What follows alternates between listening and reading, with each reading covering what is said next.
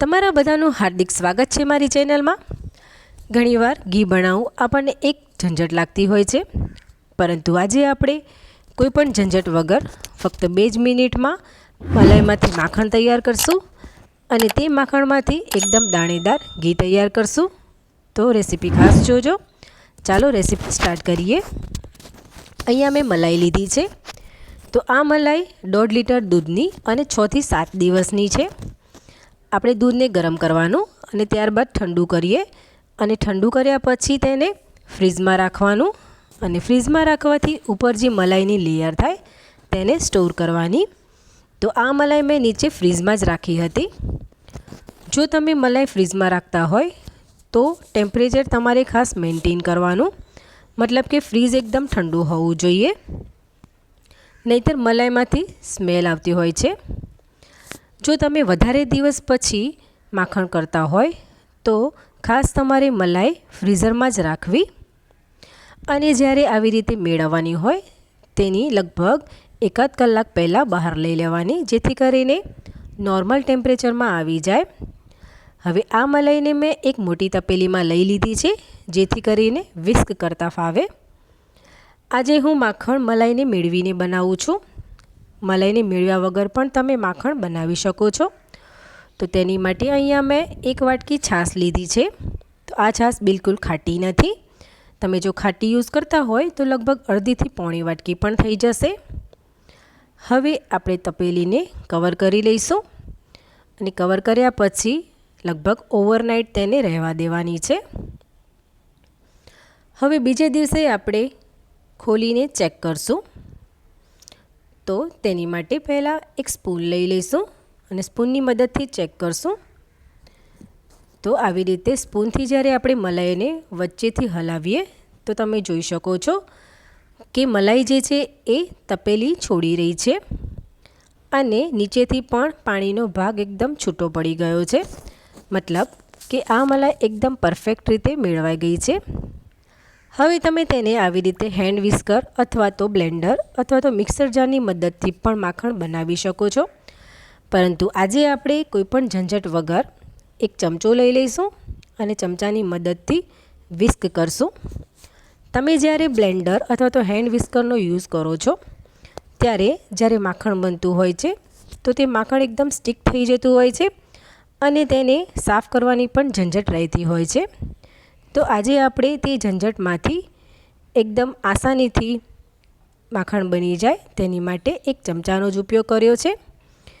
તો હજી 1 મિનિટ પણ નથી થઈ છતાં તમે જોઈ શકો છો કે મલાઈની અંદર એકદમ દાણા દાણા જેવું દેખાવાનું સ્ટાર્ટ થઈ ગયું છે, મતલબ કે માખણ બનવાની તૈયારીમાં જ છે।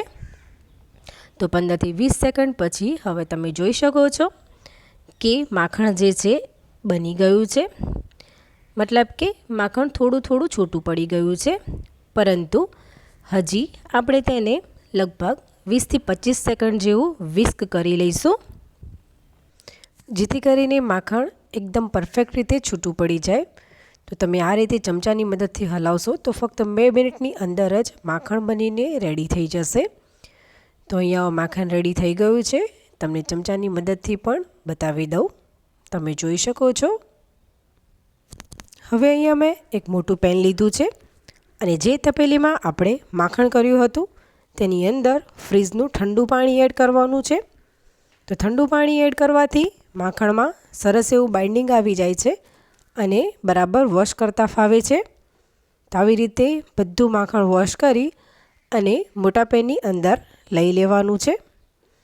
તો અહીંયા તમે જોઈ શકો છો કે મેં બધું જ માખણ પેનમાં ટ્રાન્સફર કરી દીધું છે।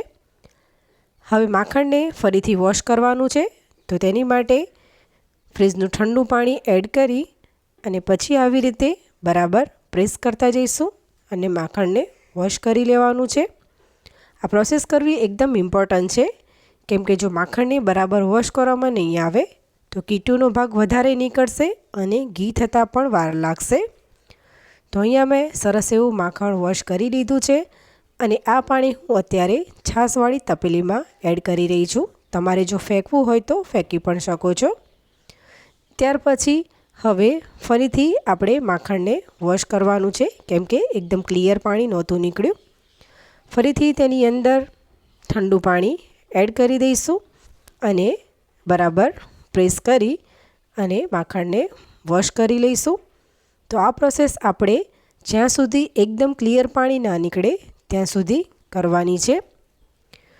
તો અહીંયા મેં ફરીથી સરસ એવું માખણ વોશ કરી લીધું છે અને આ પાણીને હું ફેંકી દઉં છું. ત્યાર પછી ફરીથી આપણે માખણને વોશ કરવા માટે ઠંડુ પાણી એડ કરીશું અને ફરીથી પ્રેસ કરી અને માખણને વોશ કરી લઈશું.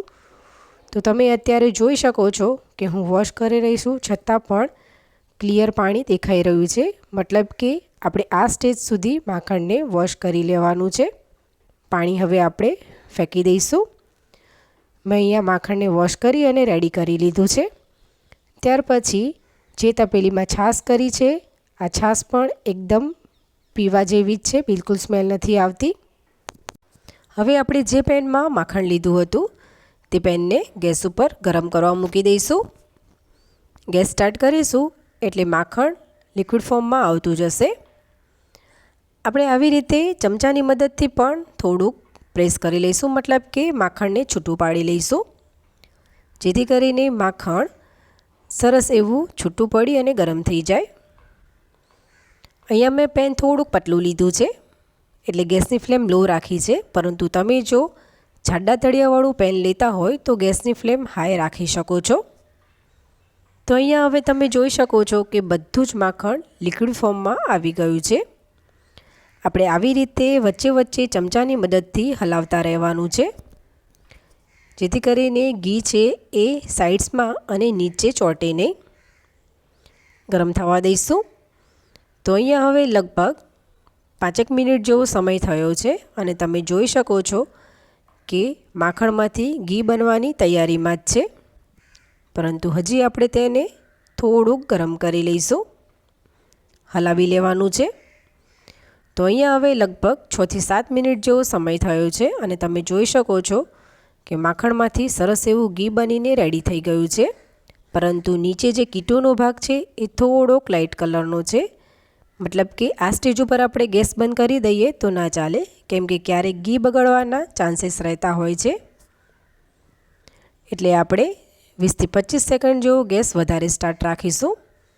તો અહીંયા હવે તમે જોઈ શકો છો કે નીચેનું કીટું જે છે એ બ્રાઉન કલરનું થઈ ગયું છે.